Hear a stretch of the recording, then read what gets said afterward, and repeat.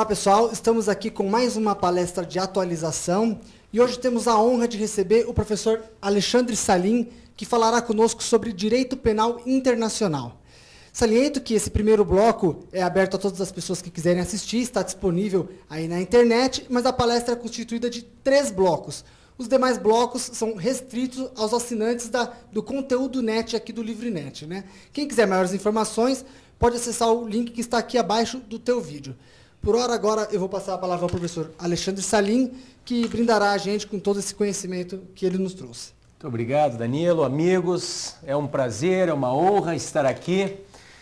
Vamos então para mais uma aula. Esta aula, uma aula bem legal sobre um conteúdo muito profícuo, um conteúdo super atual, que é o direito penal internacional. Quando nós falamos de direito penal internacional, nós temos que começar com um questionamento. Existe realmente um Estado internacional de direito? Podemos começar por aí? É possível se falar em um Estado internacional de direito? Pois eu sustento que sim. Eu sustento que sim. Deixa eu procurar falar para você como é que se deu toda esta passagem. É comum nós falarmos de duas rupturas. É comum nós falarmos de uma primeira ruptura que sai de um Estado pré-moderno para um Estado legislativo de direito. Um Estado pré-moderno que está aqui caracterizado pelo justnaturalismo, chegando até um Estado legislativo de direito, caracterizado pelo princípio da reserva legal, o princípio da legalidade estrita. Ou seja, nós partimos do direito jurisprudencial para um direito positivado. Neste primeiro paradigma, esta primeira ruptura, que, claro, é uma primeira manifestação do garantismo, a lei escrita, agora, ela nos diz validade formal. Como assim? Esta primeira passagem, esta primeira ruptura, ela vem informada pela primeira garantia, a lei escrita. A lei é válida porque é formal. Como assim é formal? É válida porque é emanada de uma autoridade competente para fazê-la. É o famoso brocardo robesiano, auctoritas non veritas facit legem. Ou seja, a lei ela é válida porque ela é formalmente válida. Ela é emanada de uma autoridade competente. Há uma segunda grande passagem, uma segunda grande ruptura. Então, a primeira do Estado pré-moderno para o Estado moderno, caracterizada pelo Estado legislativo de direito, e a segunda do Estado legislativo para o Estado constitucional, que se dá com o surgimento das constituições rígidas. Agora, a lei, para ter validade, ela só o terá se estiver constituída de uma validade formal e também substancial. Ou seja, a lei é válida porque é emanada de uma autoridade competente para fazê-la, para criá-la, e também porque de acordo com os princípios e os conteúdos e os significados constitucionais. Quer dizer, as constituições rígidas, quando elas surgem, elas acabam rompendo este segundo paradigma. O paradigma da legalidade estrita.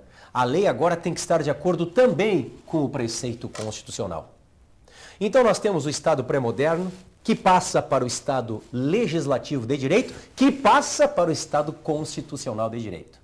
Beleza. O que eu perguntei a você no início, no entanto, foi: podemos falar de uma terceira ruptura? De um Estado internacional de direito? E, se podemos, esse Estado internacional de direito, ele está também complementado pelo Estado constitucional, tal qual ocorreu com o Estado legislativo? Eu entendo que sim, a primeira pergunta, e que não, a segunda pergunta. Veja só. Sim, eu entendo que nós já podemos falar de um Estado internacional de direito. Mas não. O Estado internacional, ele não é complementado pelo Estado constitucional. Pelo contrário, porque isto aconteceu lá da passagem do Estado legislativo de direito para o Estado constitucional. O Estado constitucional complementa o Estado legislativo. Agora aqui não.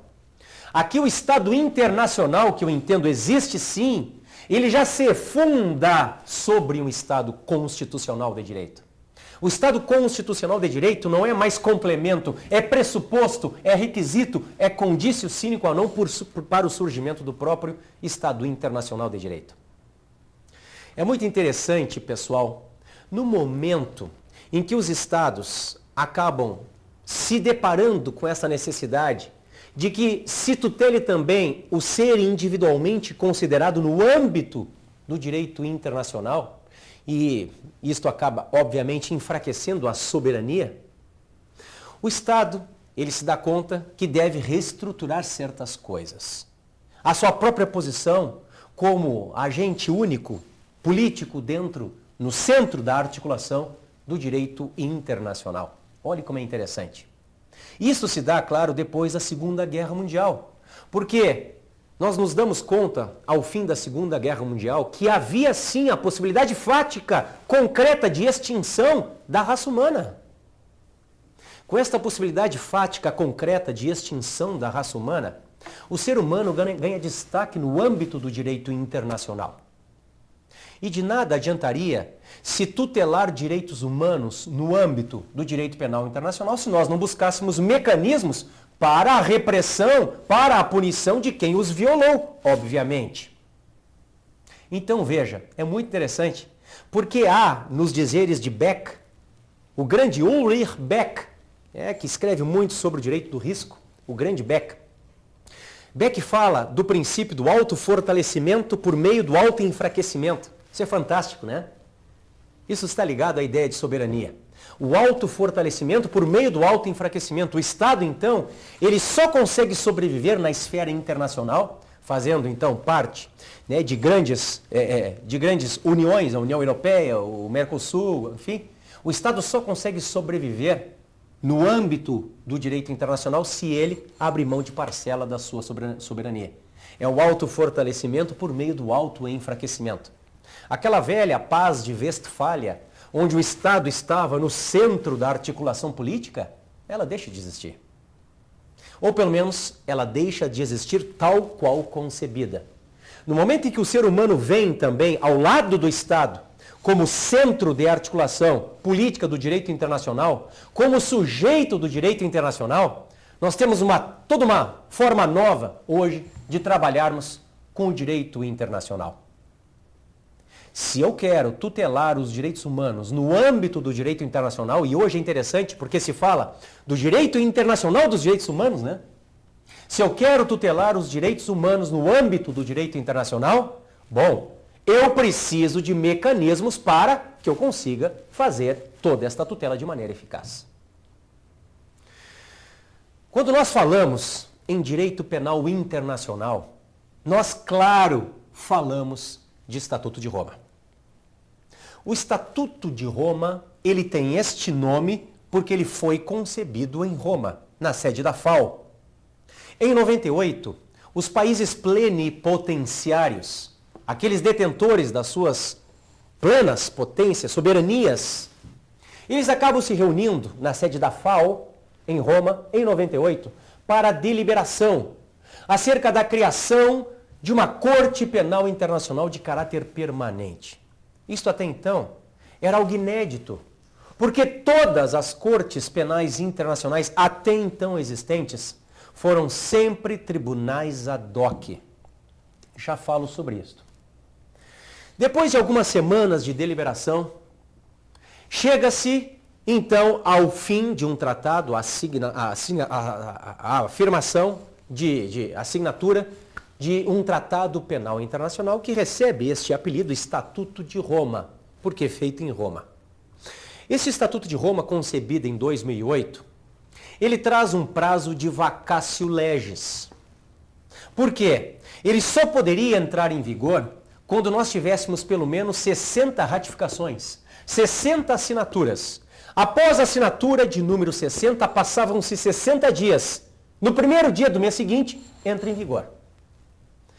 Esta vacatio legis, pessoal, ela vai acabar lá no dia 1º de julho de 2002, quando então entra em vigor o Estatuto de Roma, o Tratado de Roma, que cria o TPI, o Tribunal Penal Internacional.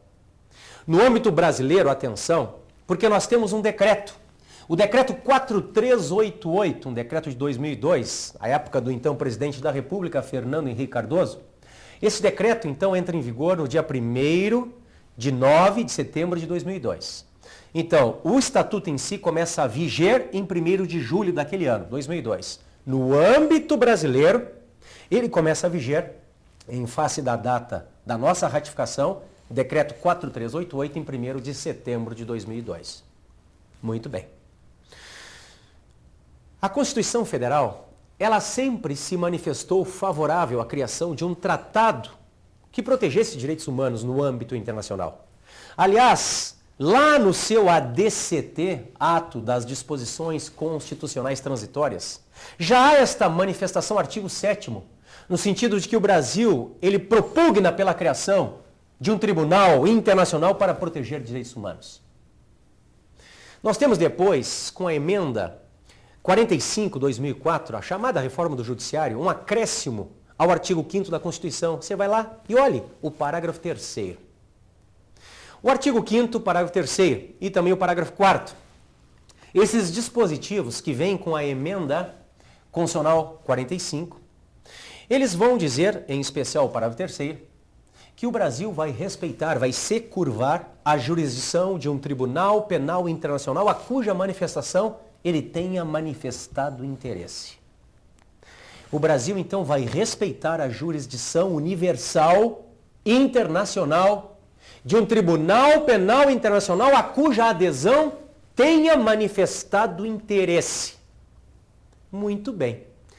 O Brasil, então, passa constitucionalmente, então, a manifestar interesse em fazer parte dos países signatários do Tribunal Penal Internacional.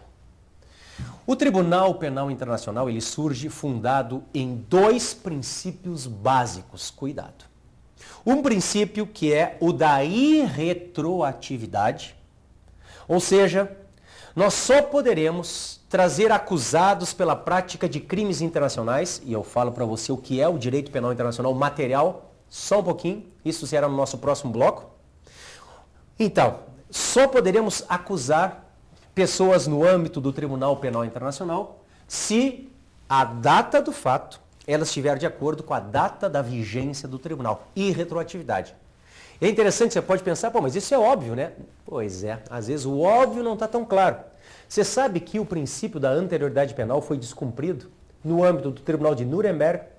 Você sabe que este princípio da anterioridade foi descumprido no âmbito do Tribunal de Tóquio? Pois é.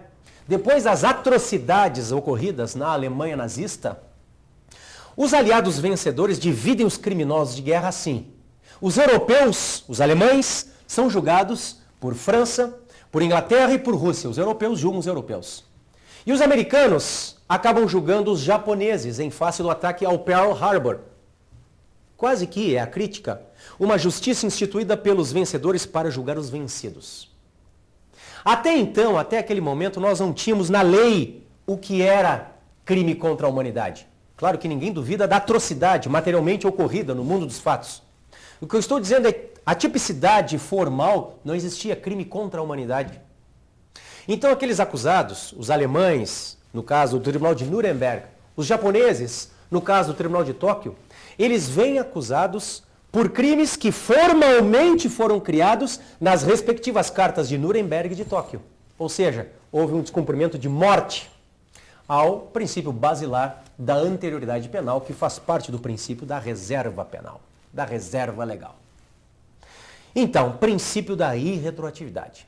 E eu falei para você, o Estatuto de Roma está fundado em 2 princípios básicos. O princípio da irretroatividade e 2, o princípio da complementariedade. O princípio da complementariedade diz: a jurisdição do TPI, do Tribunal Penal Internacional, é complementar à jurisdição dos Estados-membros. Isto significa que, se houver processo no Estado-membro, se houver investigação no Estado-membro, o TPI não pode investigar, não irá investigar. Há algumas exceções, como no caso da fraude processual. É claro, né? Você tem que pensar que daqui a pouco aquele ditador, ele é tudo ali. Ele é o executivo, ele manda no legislativo, ele é o legislativo também e manda nos juízes, que estão acuados e não têm independência para agir. Ele é tudo, inclusive o judiciário. E daqui a pouco, para dar uma satisfação para a comunidade internacional, ele manda criar um processo no qual ele vem absolvido. Se houver esta fraude processual, aí não haverá bis in idem, diz o TPI. Mesmo que haja coisa julgada no âmbito do Estado-membro, absolvendo aquele ditador, o TPI tem legitimidade para exercer a sua jurisdição universal. A criação do TPI, sem sombra de dúvidas, ela vem atender a este chamado da comunidade internacional no âmbito de uma corte permanente e não de exceção, como havia até então, e não tribunais ad hoc criados para casos concretos, coisa que, por exemplo, é vedada pela nossa Constituição Federal, mas sim uma corte permanente que realmente venha com essa intenção de tutelar, de proteger os bens mais caros da humanidade. O TPI vem para isso, e é com isso que nós retomaremos no nosso próximo bloco. Não saia daí, um abraço.